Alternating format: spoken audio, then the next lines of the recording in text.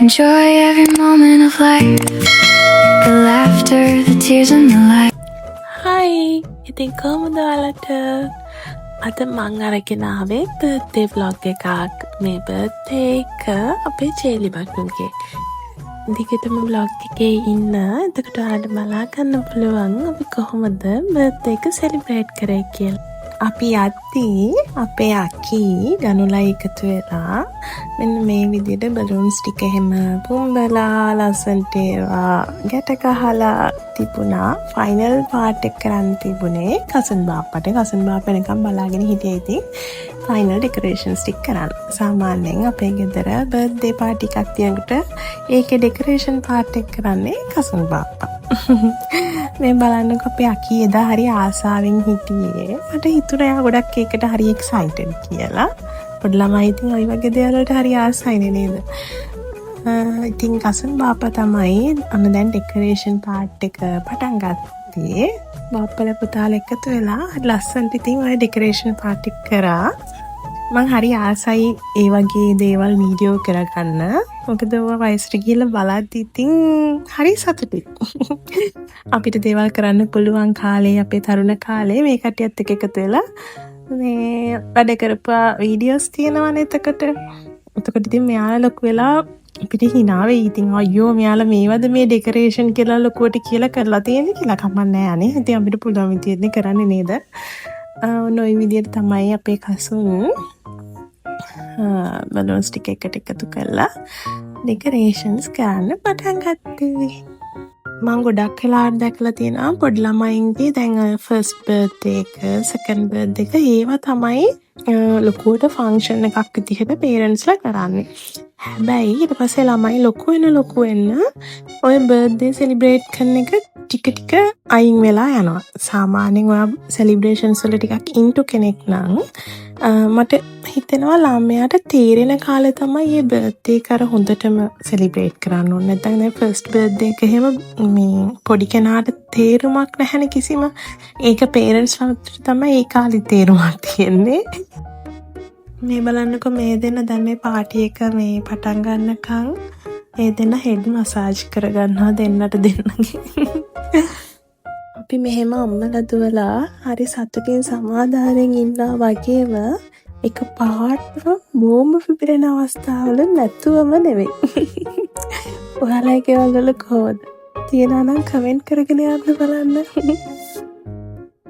මේ තියෙන කට්ටිය එකතු වෙලා කරපු ඩෙකොරේෂන් එකේ ෆයිනල් අවුට්පුට් එක බලන්නක ලස්සනයිද කියලා අතන බලූන්ස් ටිකේ කලර්ස් නම් මැච් වෙනවා පර්පල් නුයි yellow නුයි ආවම හරි ලස්සනයි එතන මේවා ලොකු වියදමක් යන දේවල් නෙවෙයි ඒ වුණාට ගෙදර කට්ටිය හැමෝම එකතු වෙලා කට්ටියක මේ එෆර්ට් එකෙන් කරාම ඒ මෙමරි එක හරි ලස්සනයි ඒකට මම නම් ගොඩක් ආසයි ඔයාලා කොහොමද ඔයාලත් ආසයිද එහෙම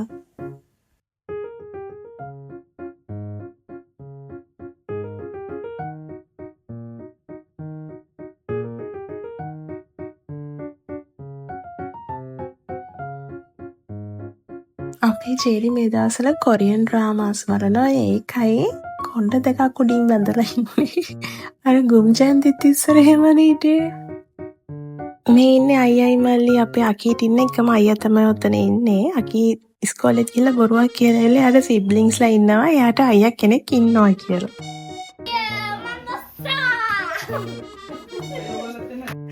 ඒ ඔයාලා කලින් දැක්කේ අපේ අකීගේ ගිනි පෙට්ටිය මන්දස්ථා මැජික් එක.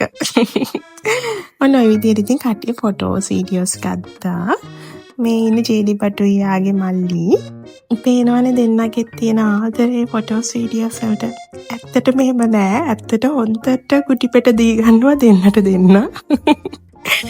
මේ ඉන්නේ අපේ අකී. අනේ බලන්නකෝ අකී තියෙන ආදරේ ජේඩි බටුට.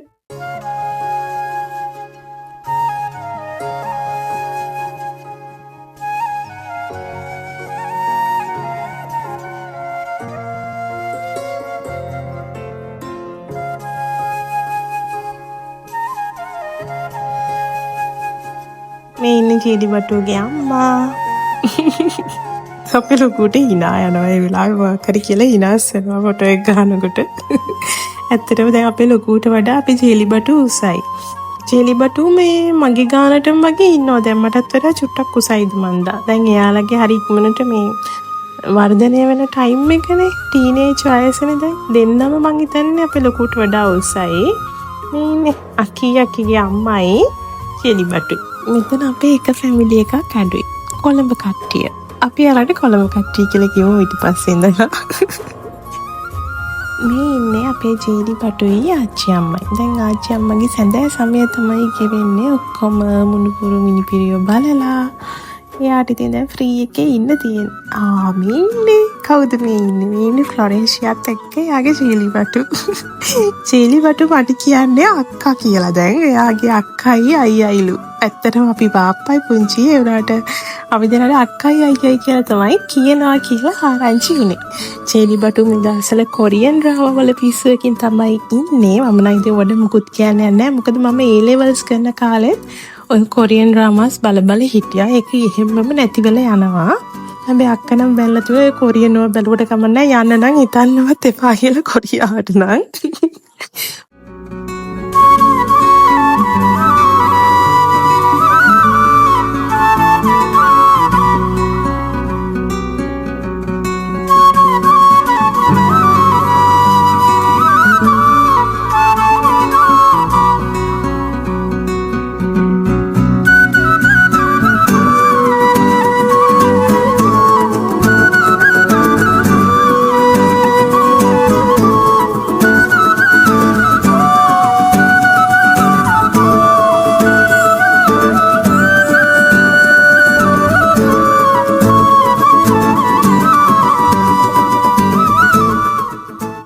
දැන් ඉතින් ටයිම් එක හැමෝටම කේක් කවන්න.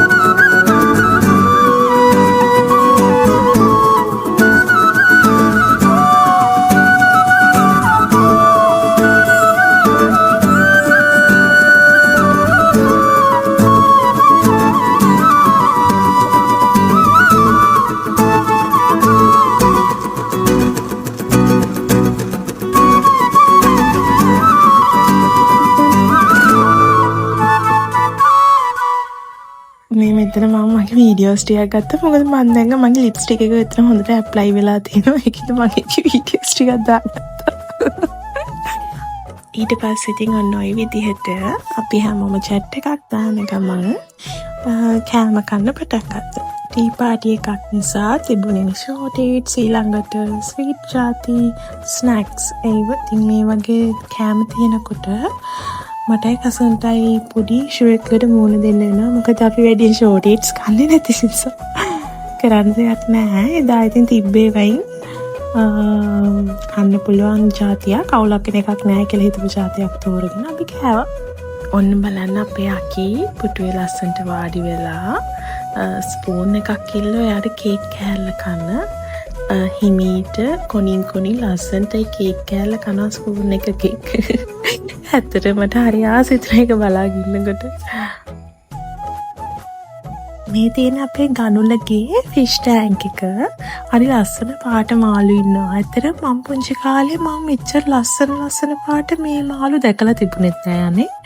දැන් නම් එක එක පාට වල රෝස පාටිනුත් මාළු ඉන්නවා.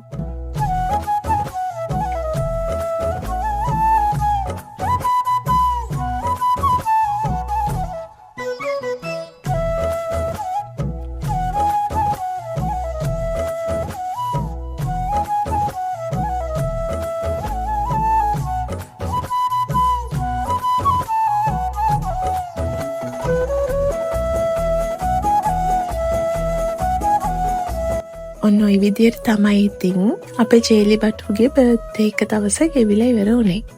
මං හිතනවා ඔයාලා මේ බ්ලොග් එකට ආස වෙයි කියලා. අනේ thank you so much.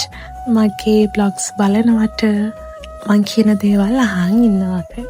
එහෙනම් මං ආයෙම තවත් ලස්සන බ්ලොග් එකකින් එනකන් පරිස්සමින් සතුටින් ඉන්න. Goodbye.